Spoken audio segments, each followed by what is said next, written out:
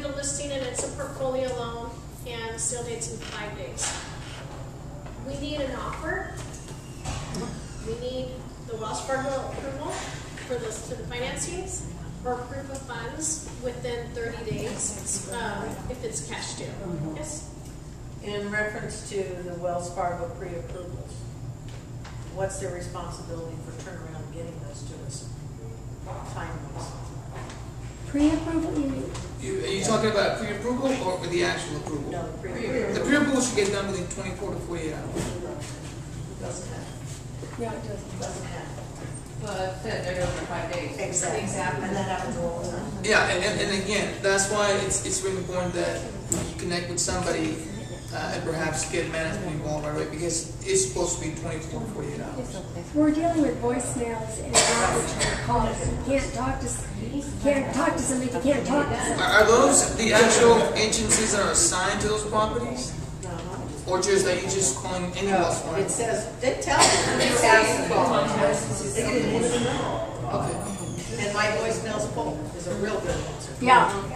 Make sure that the commissions are on there, because you'll be surprised that I get HUDs with no real estate commission on there. Yes, they do. We are paying home warranty, so put it on there. You're We've what? been paying it on our short sales. Yes. For investors also? Yes. And the relocation cost isn't $3,000. Okay, that's if it's less than 7 days. That's what we need to request the postponement from the foreclosure department. Okay, doesn't mean it's going to be granted, but that's what we need. Now, if it's more than 7 days out, send me the listing agreement, and you don't have an offer, send me the listing agreement, the fast track, authorization, and HUD. Because what we're going to do then is postpone it through HAPA. Because HAPA has to postpone it through us if it's more than 7 days out without an offer. Okay. Every file will get reviewed for HAPA. So what happens is, I'm your equator, so to speak, on these short sales. You're going to send the package to me. It's going to go to my team. It'll be intercepted by a processor. That processor is going to ensure that it's a complete package. And once she ensures it's a complete package, it'll be pushed to the negotiator or to the HAPA underwriter, because every file has to be reviewed for HAPA. What happens is they send out a package FedEx to the seller. The seller has 14 days to complete that package. So typically, I'm going to receive an email from the underwriter saying we FedExed them the package today. A lot of times they'll send me the package via email and I'll forward it to you, saying your seller was sent this package today, help them complete it, and then just reply and email it directly to me. Then I will turn around and send it to the underwriter. So if it isn't HAPA approved, then start over on another program? If it's not HAPA approved, it just gets pushed over to the regular proprietary short sale program. But the time frame doesn't start again for approval of the short sale. Well, the turn time for the negotiators for the decision is 10 days. Once So the negotiators. After HAPA review. So you can either have them opt out of HAPA or send in all the HAPA documents up front when you send in the package. The RMA, all those documents. Okay. And that'll really speed it up. When it comes to a complete package, we are looking for everything completed on the purchase contract when it comes to zip code and city and state, and everything, and initials. I know this sounds elementary, but I receive really incomplete packages. 60% of our short sales are fallout. It's because we don't have a complete package. It's not the bank, and we're not asking for much. So just make sure it's a complete package. If it's not, you're going to receive an email from the processor asking for whatever is missing, and we have 30 days to go back and forth and to get that complete. And if it's the 30 days is up, the file's closed and we start all over again. I had a cash deal. I was representing the buyer, so the listing agent was doing Wells Fargo Equator, and they kept saying that our they couldn't read it, like it was blurry or whatever. We sent them hard copies through US mail.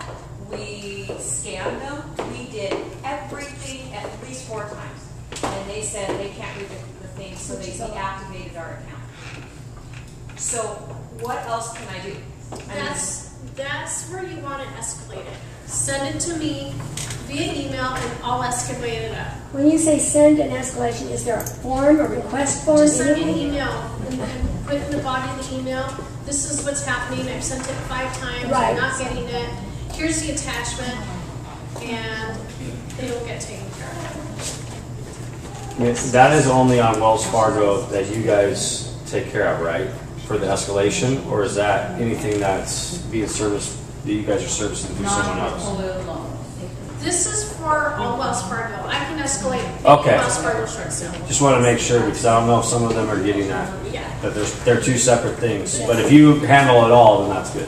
Well, I don't handle the Wells Fargo saleable, like the ones that go to Equator, but I can escalate them. Okay.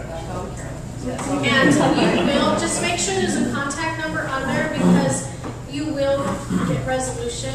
The escalations go to pretty much one level under the Office of the President, and they are taken care of. When it comes to seconds, if you have a second on the portfolio fast track, the proprietary, we pay 10% of the principal balance on seconds.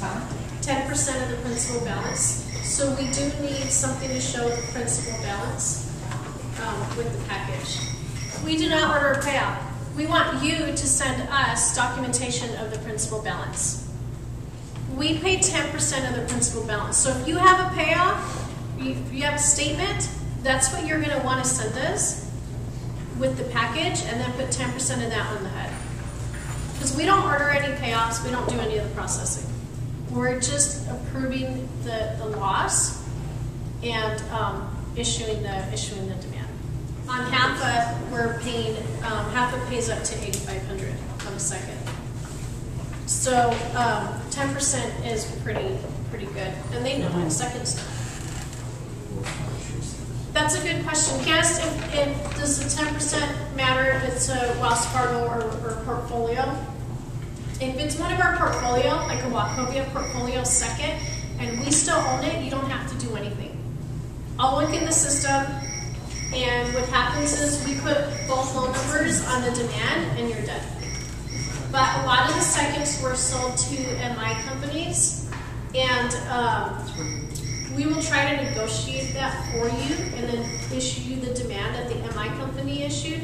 A lot of times they're going to be asking for more than what they'll typically will accept, so you can always counter those. If it's a saleable first, the investor is going to dictate how much they're going to pay the second. So the 10% only applies to the portfolio. Right, to the portfolio.